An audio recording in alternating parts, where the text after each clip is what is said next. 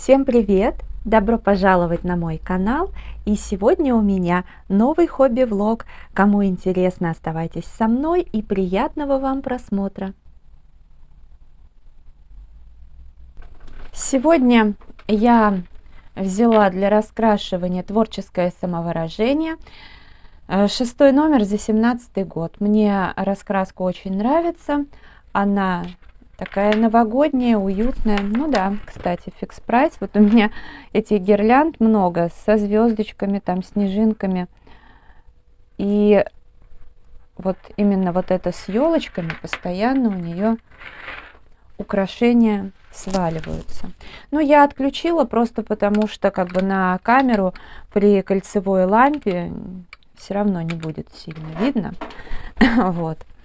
Но я думаю, что новогоднее настроение в любом случае будет чувствоваться в данном видео. Я действительно очень люблю эту раскраску. И здесь в Москве раскрашивала, и в Питер с собой брала. Вот, например, вот это я начинала в Москве, потом надолго забросила и доделала в Питере. Вот это когда-то, да, фломастерами раскрашивала, но это было давно. Так вот, в том году на те праздники такой разворот у меня был.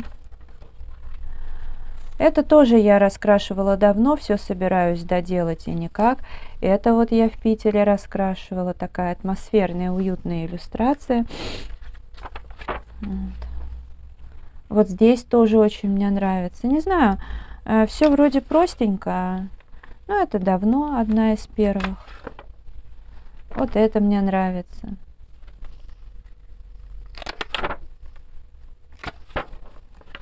Это также начала, забросила и потом уже доделала.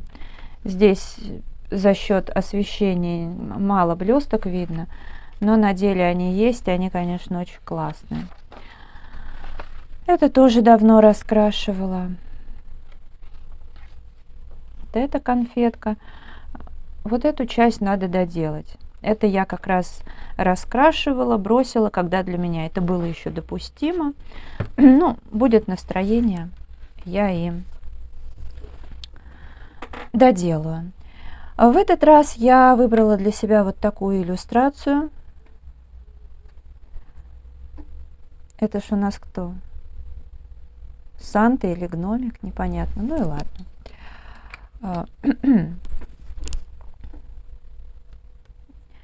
На самом деле мне хотелось бы раскрасить его в синих тонах.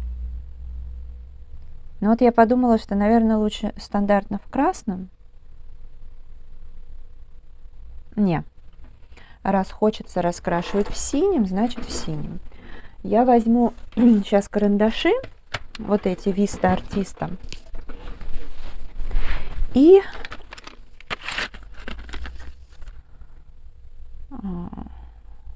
так, ну да, они мне, скорее всего, потребуются, но я думаю, что раскрашивать надо немножко. Я думаю, у меня тут брутфунеры вот такие, но я их сейчас уберу. Здесь я их не буду применять. Хотя они мне еще потребуются, пусть тут рядышком лежат. Стол у меня длинный, ничего страшного. А я сейчас хочу взять... на самом деле мне потребуется синий. Хороших синих у меня много.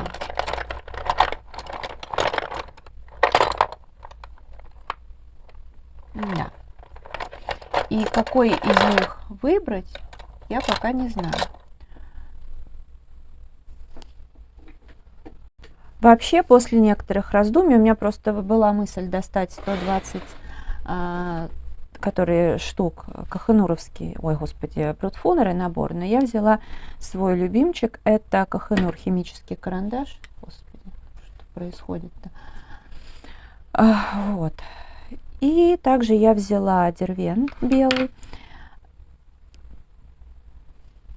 Да. Сейчас Где-то тут у меня просто был листик, и я хочу кое-что на нем попробовать. Я попробовала, правда, попробовала на чеке. Вот. Ладно, давайте приступим. Начнем, ну, к примеру, с рукава.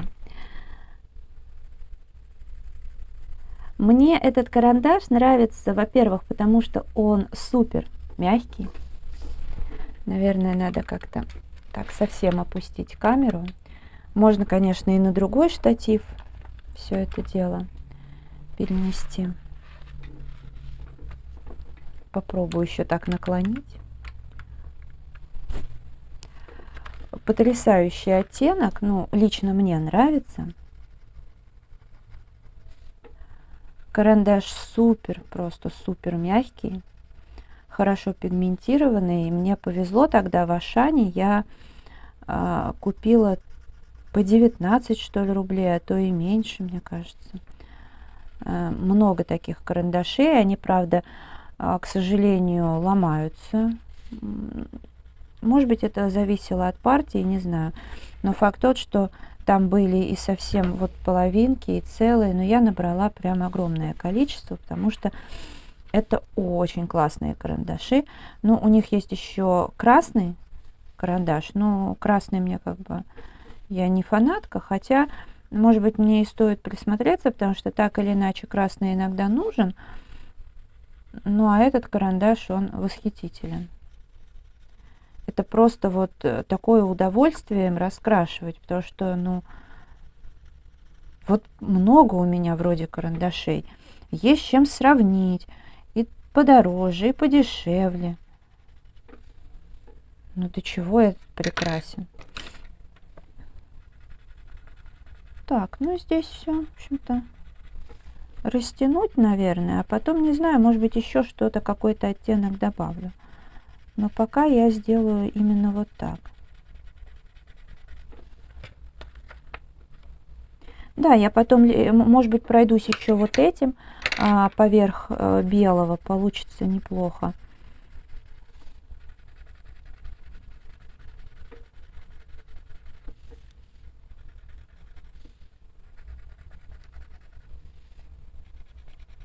Но, кстати, на чеке цвет растягивался значительно лучше.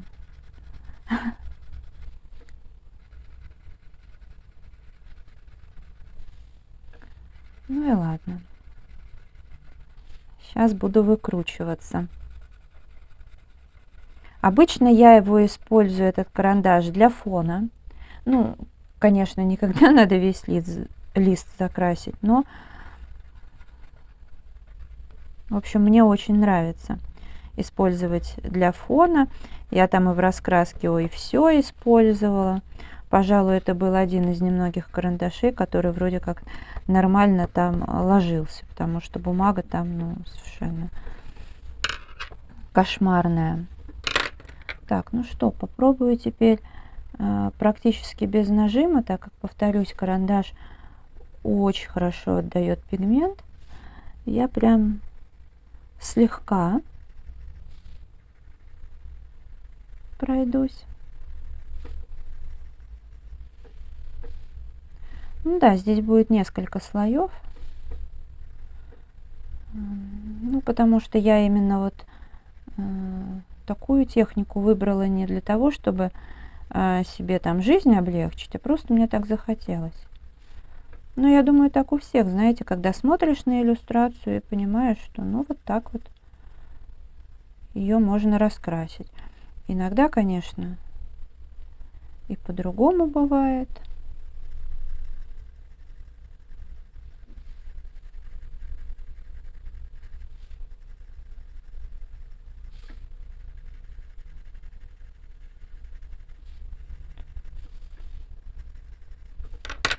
Ну и еще раз этим карандашом.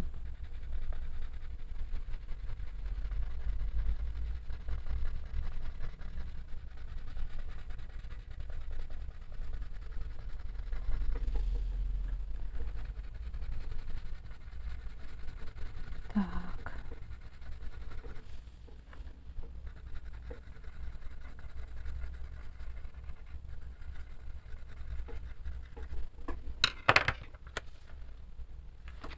еще раз пройдусь.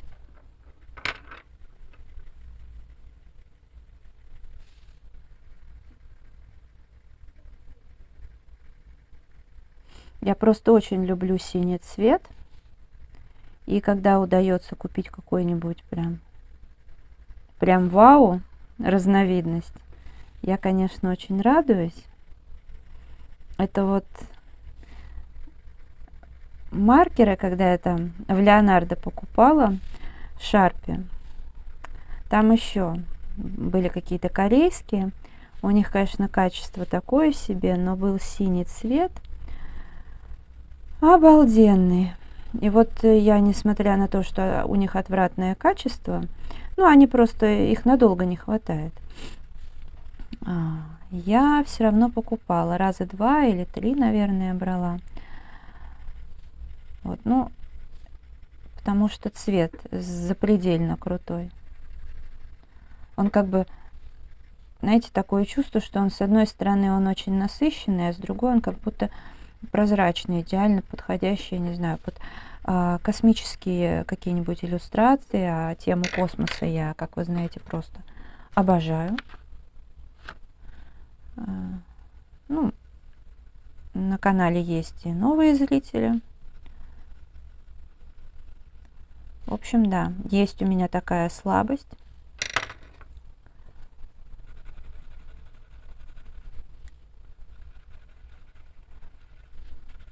И опять же, как вот зима, например, да, у меня ассоциируется с, например, пастельными цветами, да, у кого-то с красным цветом, ну, с чем-то таким, у каждого свое. Так и космос. Для кого-то в раскрашивании там это обязательно добавление неоновых карандашей. А у меня почему-то неоновый, он вообще не ассоциируется с космосом. Но опять же, это просто наши ощущения личные.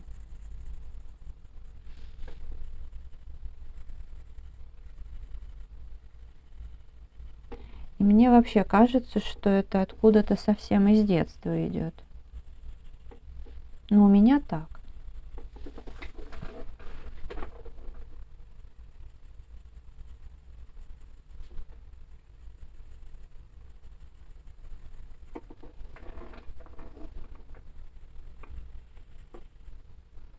Так интересно, я не помню, рассказывала я или нет, ну, может быть, вскользь.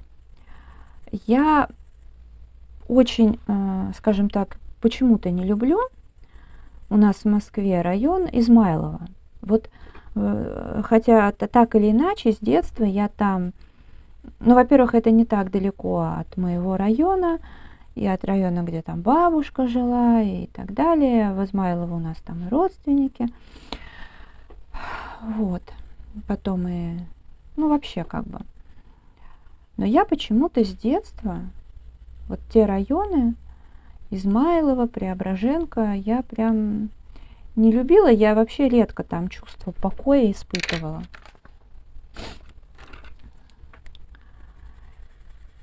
И вот мы недавно с любимым попали в лесопарк Измайлово. И у меня было такое чувство, у меня вообще, я вот так вспоминаю, у меня такое, мне кажется, что вот, например, с тех времен, знаете, когда я была совсем маленькой, и там меня возили гулять в коляске, как говорится, вот у меня определенно сохранилась какая-то память. Это точно, причем я в разные моменты жизни, абсолютно на разную тему, но я прихожу к выводу, что вот чуть ли не с первых дней жизни у меня какие-то такие вспышки сохранились, то есть какие-то кадры, которые я помню, то есть они неплохие ни в коем разе, потому что, ну, как бы, я выросла в такой полной семье, и где всегда были прекрасные отношения, и меня любили, вот. Но это были какие-то такие вспышки, то есть какие-то кадры. И эмоции вроде бы, ну, в основном, они ну, нормальные. И я вот со мной из нашего Кусковского парка родители часто переходили так пешочком в Измайловский парк, но если из одной части можно перейти, например, из Кускова в Терлецкий лесопарк, потом в Измайловский лесопарк, и туда левее это уже парк культуры и отдыха Измайлова. Вот. И, ну, я так думаю, что родители, конечно, из Кускова не через Терлецкий шли, а как раз сразу переходили через шоссе энтузиастов именно с левой стороны, то есть ближе к парку культуры и отдыха, скажем так. Или как он там называется. Но, видимо, все равно и там есть. Ну вот с нашей стороны, то, что лесопарк, это прям лес такой дремучий. А там, я думаю, что и цивильные территории тоже наверняка есть такие дикие места, 100%. Но так вот странно, мы пошли с любимым гулять и гуляли в Терлецком парке и тоже через шоссе энтузиастов перешли и, ну, решили немножечко, это было 5:30 уже, достаточно темно было.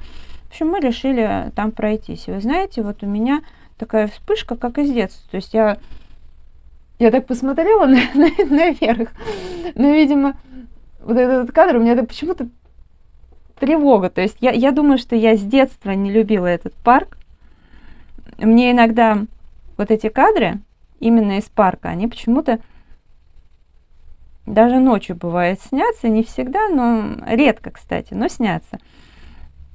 И вот эта тревога, она мне сразу передалась, и мне, знаете, у меня уже был не аргумент, что там со мной идет Андрей и так далее, что с ним безопасно. И я вообще не трусиха, к слову сказать. Более того, в целом я, если что, могу и за себя постоять. Ну, вряд ли бы в любой ситуации, но в целом... Но мне так было неприятно. Я не знаю, как бы. У этого парка, видимо, у всего вот лично для меня настолько вот... Видимо, те районы, это не мое. Вот что касается Терлецкого парка, вот Андрею очень понравился этот парк, прямо он в восторге. Ну, Измайловский лесопарк, вот эта дичь такая вообще... Прям очень-очень понравилось. А я сейчас себя ловлю на мысли, что в Терлецкий парк, вот сейчас зимой, наверное, я бы даже, может быть, и сходила бы погулять, меня даже сейчас туда тянет. Летом бы я туда не пошла, хотя там красиво, но зимой... Вот опять же мы меняемся. 2-й или 3-й год, как мне нравится зима. Очень странно тоже. Насколько... в течение жизни у нас меняются, бывают, вкусы. И к временам года, и к ароматам, и к многому меняются. Это я не исключение. А в наш Кусковский парк у меня был момент, когда я туда ходила гулять с удовольствием, и даже во влогах показывала. Но все больше я понимаю, что мне там как-то неприятно. И даже сейчас, когда там... Я вот не так давно мы гуляли, я снимала видео, ну так, коротко. Я понимаю, что нет, все-таки это как-то не мое. Но там со мной в детстве вообще гораздо чаще гуляли. Но вот у меня и собака, Ушастик, он не любил этот парк. Он меня прямо оттуда выталкивал. Всегда. Так что одна я даже вряд ли туда пойду. Ну, если за компанию с Андреем или еще с кем-нибудь, там, может быть, подружка пойдет, я могу присоединиться.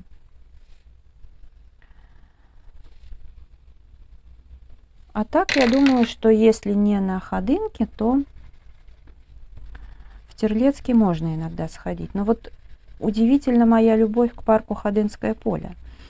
И вообще к тем районам, как вот Строгино, ЦСКА, Тушино. Вот я не могу понять, откуда у меня такое прям ощущение, что это мои районы. Это прям вообще загадка. Я за кадром нажала на паузу, быстренько дораскрашивала здесь. И сейчас возьму, наверное, серый какой-то цвет. Я думала, может быть, опять же акварельные карандаши взять и размыть. Ой, потом поняла, что нет. Возьму вот эти. И так, у меня будет один серый цвет. Сейчас я выберу. Какой? Наверное, вот этот. Или я хочу вот этот цвет и какой бы к нему лучше? Я думаю, вот этот. В общем, возьму Брутфунер. И, наверное, я сперва просто закрашу. Что это? Борода, правильно?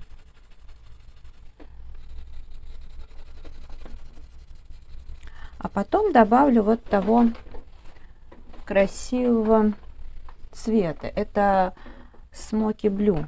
Вот. Как раз будет хорошо сочетаться.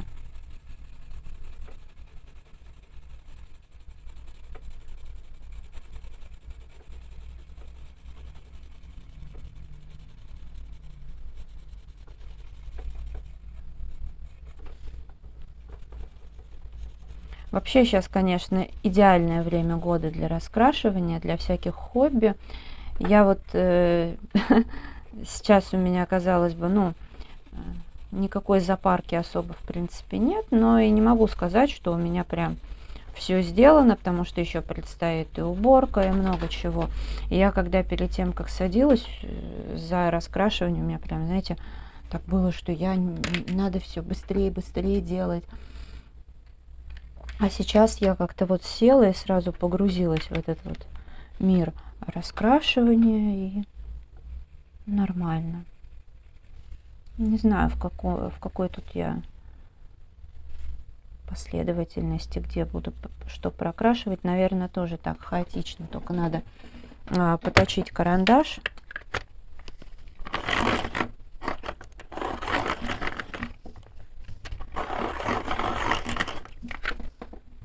Немножко.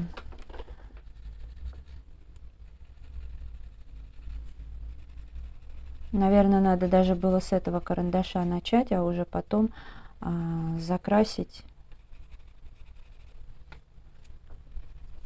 Ну, с виду кажется так, что, наверное, не видно. На деле прям вот такие легкие оттенки. Очень хорошо. Единственное, что вот я сейчас смотрю на телефон, на экран телефона, и мне кажется, что ну вот карандаши, поскольку имеют такой блеск, тут прям такие полосы видны, но я это все сглажу, приведу в порядок.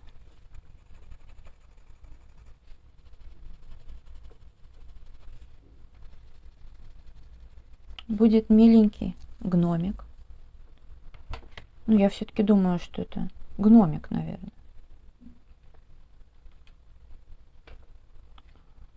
Так, ну, шапочка. Шапочка должна, наверное...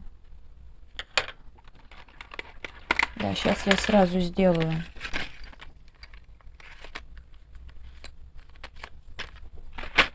Голубым цветом, акварельным, Виста Артиста. Вот тут.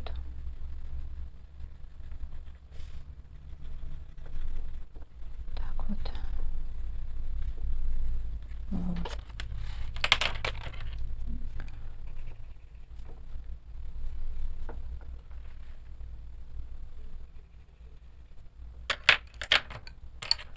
и размою.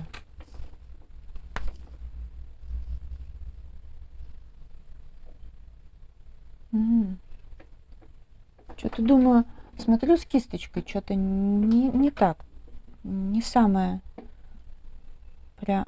Ну да.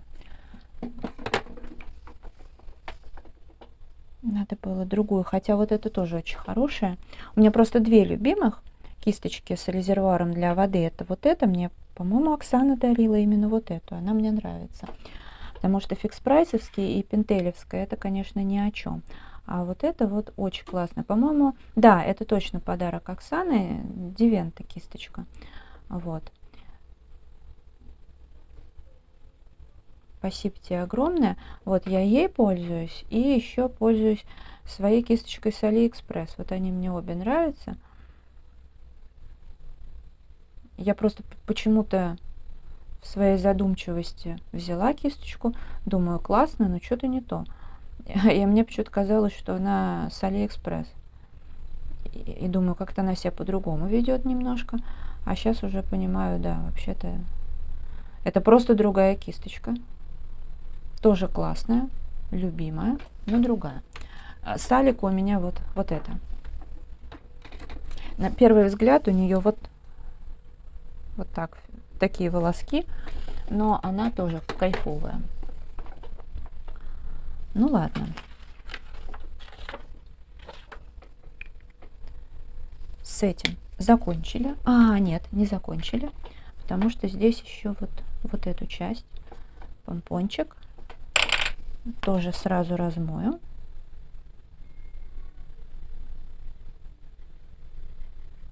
И пусть подсыхает. Воды здесь я лью немного, поэтому подсохнет довольно-таки быстро. Тут вот еще доделаю. Насчет фона. А вот фон, наверное, будет какой-нибудь, может быть, даже красный с золотым, не знаю, что-нибудь такое. Но это я уже буду делать за кадром. Ладно, если это видео понравилось, ставьте лайк, подписывайтесь на канал, заходите в инстаграм 3 семерки рыжая 3 восьмерки. А я благодарю вас за просмотр, желаю здоровья, настроения, вдохновения, уютных раскрашивательных вечеров, новогоднего настроения тоже обязательно. И до скорой встречи. Пока-пока.